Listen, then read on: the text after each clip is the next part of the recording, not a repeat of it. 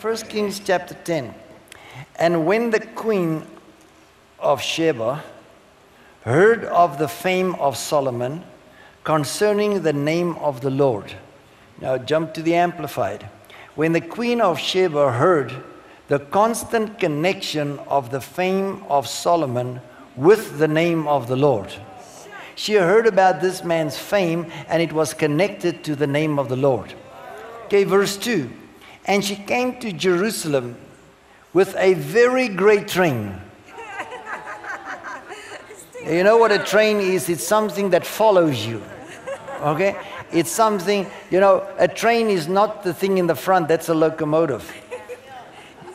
Okay? A train is something that follows. That's why some brides have trains. You know, that's why Jesus' train filled the temple. So everything that follows him, and what follows Jesus is the glory. Okay? So the glory follows us as well. So wherever Jesus goes, there's just glory, glory, glory. But this woman came from the south, and she had a big train. In other words, she had a big following. Now look at what was following this queen. Everybody say queen. Okay? Say it again, queen. Now look what was following this queen. Camels that bear spices and very much gold and precious stones. And when she came to Solomon, she communed with him of all that was in her heart. Say the train consisted of camels, spices, very much gold and precious stones. Now look at verse 10.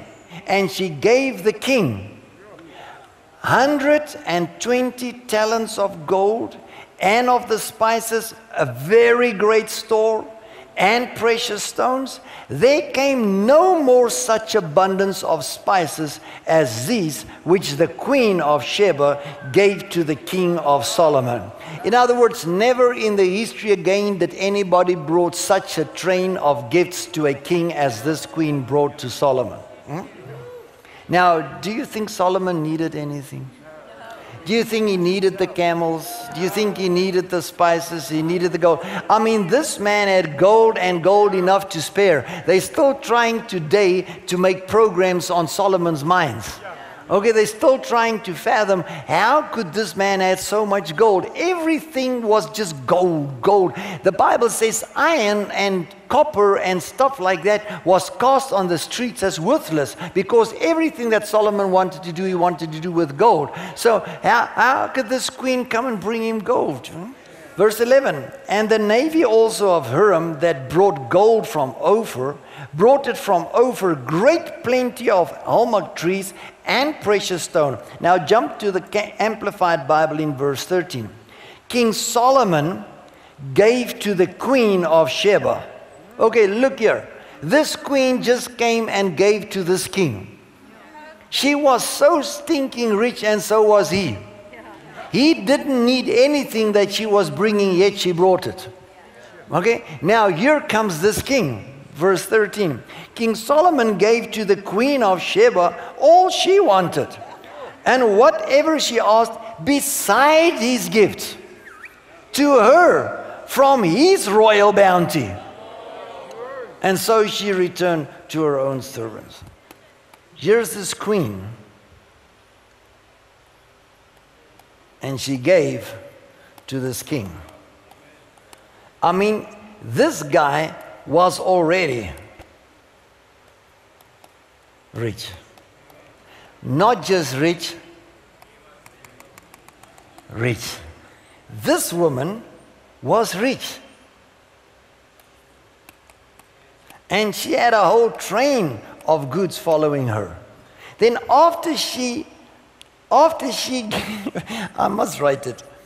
After she, I can't say blessed because this man was so blessed. After she gave to the king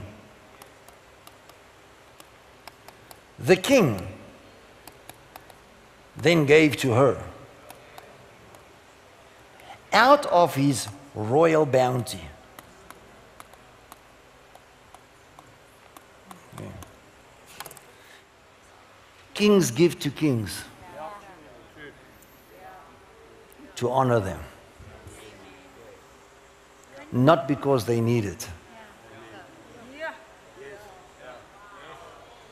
If the Queen of Holland would go to the Queen of England, she would take some of the best jewels to give to the Queen. Before she enters the palace, she would open and said, I brought you some gifts. Do you think that Queen needs anything? Before that Queen would return to Holland, the Queen of England would open treasures and give to the Queen. Not one of them needed anything. But because they are both in royalty, they would honor one another by giving to one another out of the royalty and bounty that they are living in. Not caring about one of the poor people sitting in the streets right in front of the palace begging for money, and here the two rich dudes will just give to one another more riches with poor sitting right in front of the palaces. So Matthew chapter 12. He who is not with me, definitely on my side, is against me. And he who does not definitely gather with me and for my side scatters. Okay, you got it. Jesus said, if you're not definitely with him and gathering with him, you are actually scattering. Okay? Verse 42. The queen of the south shall rise up in the judgment with this generation and shall condemn it. For she came from the uttermost parts of the earth to hear the wisdom of Solomon. Stop. Where we started reading, she came to hear, but what did she do? She brought. Before she could hear. Now this is more or less Proverbs 18 verse 16. Your gift will make room for you and bring you before kings. Okay, that's why when Jesus Christ was born, the wise man from the east came with gifts of gold and frankincense and myrrh, because your gift, was this wise man poor beggars? They must have been rich as well. I mean, they came with a train loaded with goods and brought it to them. They said, where is he that is born king? And their gifts made way for them to appear in front of the greatest king ever born. Okay? So this woman came from the uttermost parts of the earth to hear the wisdom of Solomon. And Jesus said, behold, a greater than Solomon is here. Right? The queen, do you think she was greater than Solomon, or do you think Solomon was actually greater than her? Solomon must have been greater because his fame was spread all over the world and how his name was connected to the Lord. So she came to see this man of whom everybody was talking, which supposedly up till today was the richest man ever lived. Okay, so he was the greater and she was the lesser. Yet when she gave him those awesome gifts, he blessed her and gave gifts back to her. Now Jesus said, if you think that was great, I want to tell you a greater than Solomon is here. And the context is, if you don't gather with me, you're actually scattering against me. John chapter 12. So 6 days before the Passover feast, Jesus came to Bethany where Lazarus was, who had died and whom he had raised from the dead. So they made him a supper, and Martha served, but Lazarus was one of those at table with him. Mary took a pound of, now listen to the words in the Amplified. Mary took a pound of ointment of pure liquid nard. Now we know that's spikenard oil, which is very fragranceful. Okay, a rare perfume. Listen, that was very expensive. Everybody in the house, I don't care where you stay, just say very expensive. She poured it on Jesus' feet. I mean, here comes this woman with very expensive stuff that woman will only squeeze a little out once every 10 years to keep this bottle. She comes, take this whole bottle and pours it on Jesus' feet. Don't even worry about a dab behind the ear. She poured it on Jesus' feet, and then she wiped them with her hair. And the whole house was filled with the fragrance of that very expensive perfume. Okay, I just added those words. But Judas Iscariot, just listen to this. One of the disciples who was about to betray him said, now if you read the same account in Matthew, it says, then the disciples said, what a waste. Okay, if you read it in Matthew, it says, what a waste. But if we read it here in John, it says, why was this perfume not sold for 300 denarii, a year's wages for an ordinary workman? And that money given to the poor, the destitute. Now, he did not say this because he cared for the poor, but because he was a thief. And having the bag, the money box, the purse of the 12, he took for himself that was put into it, pilfering the collections. In other words, he helped himself out of the bag of collections, okay? Very expensive. Okay, very expensive. And she didn't dab it behind his ear. She poured it on his feet. Okay? The disciples said, in brackets, what a waste.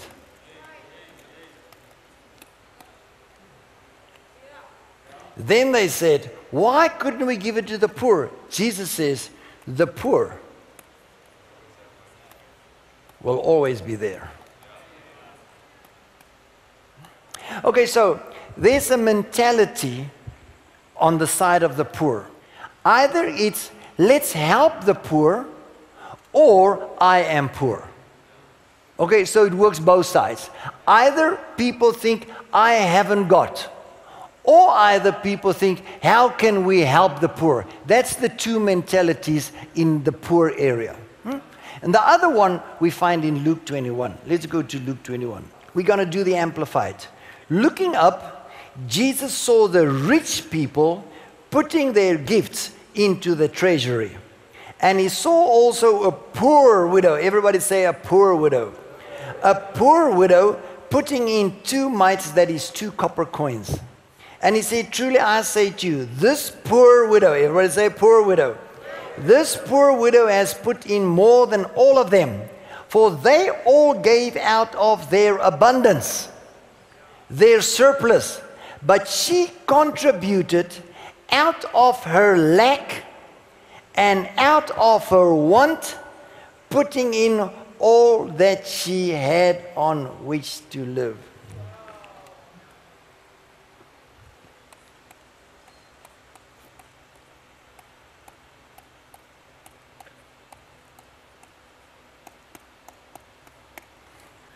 Giving to the poor, or the poor giving to you.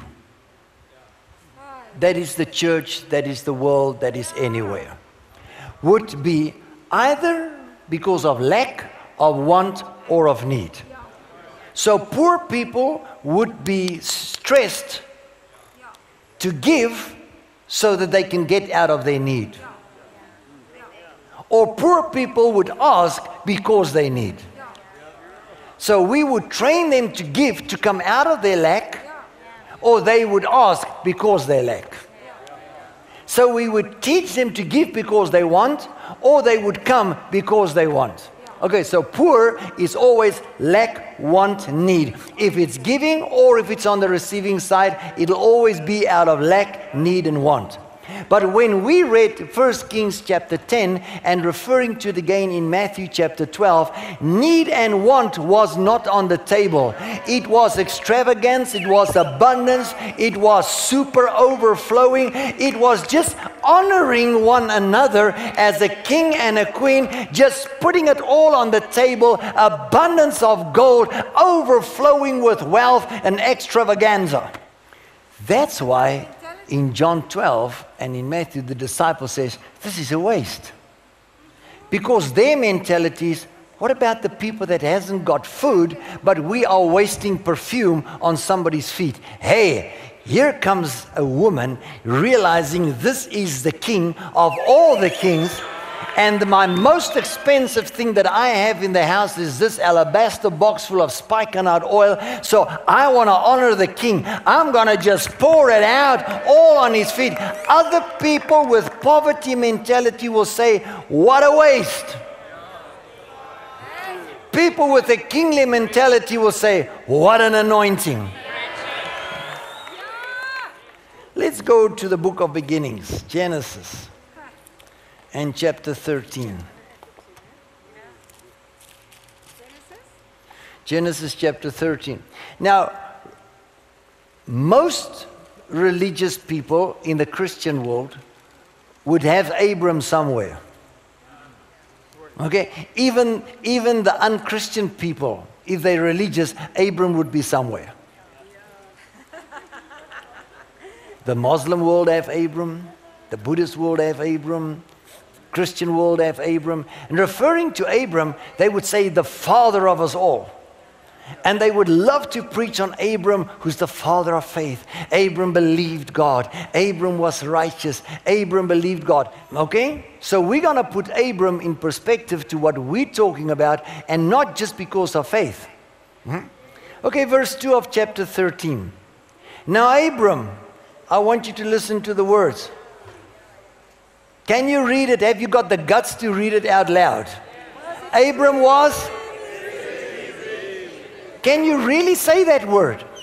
Extremely rich in livestock, in silver, and in gold. I got to write it down because it's really, you know. There we have lack, want, and need. Here we have extremely rich. Livestock, silver, gold. This man was extremely rich in livestock, silver, gold. How many people, when they refer to Abram, talk about his riches, or how many will just talk about Abram believed God? Abram had faith. Abram is the father of us all in faith. How can't we refer to Abram as the father of all in extremely riches? Islam does. And they prove it. The sheikhs in the United Arab Emirates does. And they prove it. How come you're so rich? Well, we're children of Abram, who was extremely rich. But coming to other people, say, no. Poverty is a sign of holiness. Then India is very holy.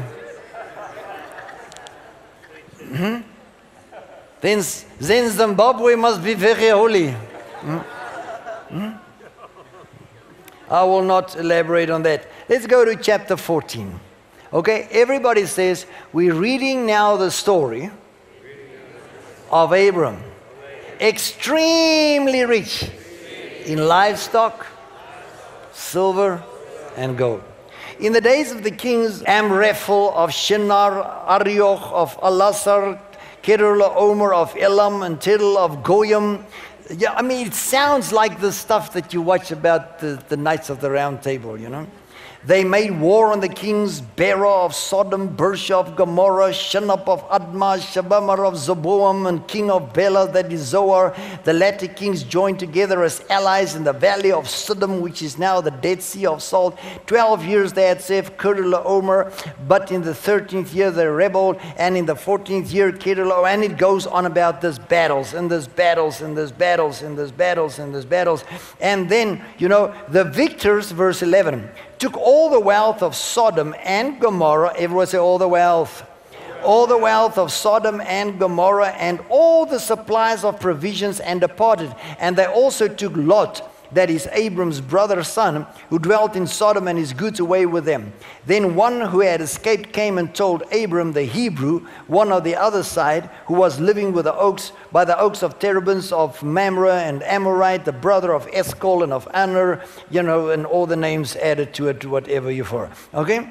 And verse 16, and he brought back all the goods, and also brought back his kinsman Lot and his possessions to women. After his, that is Abram's, this is now Abram, after Abram's return from the defeat and slaying of Kedorlaomer and the kings who were with him. Now, if I want to tell you the story, there were battles of battles. It was kings against kings and kings and kings and kingdoms against kingdom. And all of a sudden, Abram's cousin was taken captive.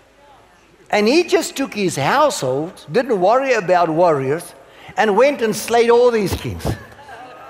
Zappity dam bam wham, here he comes back, took his cousin back, took all the goods, took all the spoils, and this man is extremely rich in livestock, silver and gold. Here he goes in, slay all these kings and take all their riches too.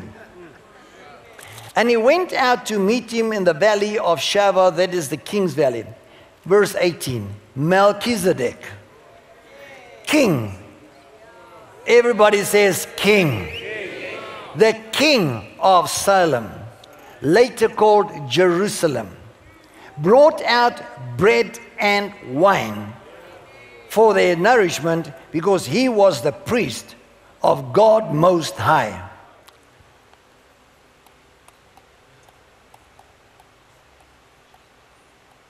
Melchizedek, king. Everybody says Melchizedek was the king. Priest of the Most High God.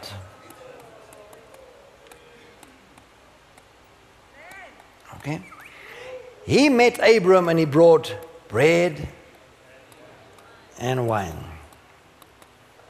Okay, so let's jump a little bit of stuff that we all know and we're supposed to know. The night the Lord Jesus was betrayed, he took bread, broke it and said, "This is my body."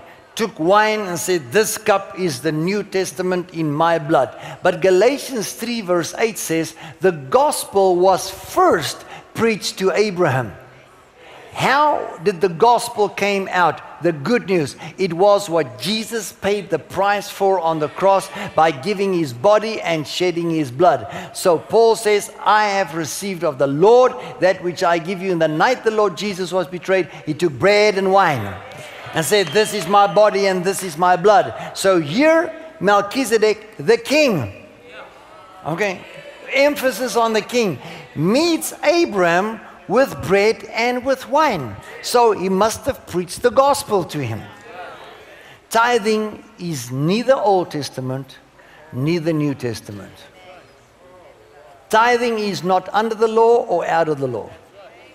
Tithing has got nothing to do with old, new, or law. Oh, these people that teach us tithe. Do you know, if you go on the internet now, there's more people against the tithe than for the tithe? Tithing is not law. Neither is it not law. Neither is it law. Neither is it not law. Let's look at Hebrews, just the first 2 verses or so. For this Melchizedek, king, everybody says king, king of Salem, and priest of the Most High God, met Abram as he returned from the slaughter of the kings and blessed him. And Abram gave to him a 10th portion of all the spoil. He is primarily, as his name when translated indicates, king of righteousness. And then he's also king of Salem, which means king of peace. 4 times he calls Melchizedek king, king, king, king in 2 verses. So Melchizedek is a king. Where did he meet Abram? In the king's valley. What did he bring? What did he bring Abram? Bread and wine, which is the symbols, the elements, the proof of the gospel of Jesus Christ, which was first preached unto Abraham. Okay, let's read. So Melchizedek, verse 18 of Genesis chapter 14. Melchizedek, king of Salem, later called Jerusalem, brought out bread and wine for the nourishment. He was the priest of God Most High, king. And he blessed him and said, "Blessed, favored with blessings, made blissful and joyful be Abram by God Most High, possessor and maker of heaven and earth. And blessed, praised, and glorified be God Most High, who has given your foes into your hand. And Abram gave him a tenth of all that he had taken. Abram, very extremely rich.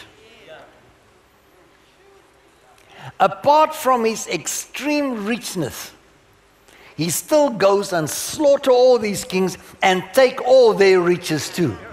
Now he's extremely, to the power of 10, rich.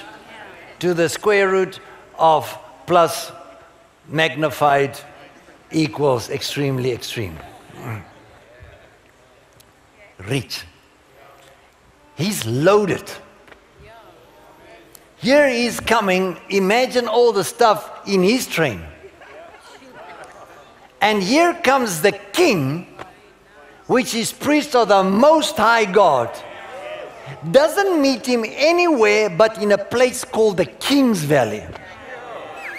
He could have met him anywhere, but he waited till Abram was in the King's Valley so that the king could meet with an extremely rich ruler called Abram, which the Bible says in Romans 4 was promised to be heir of all the world.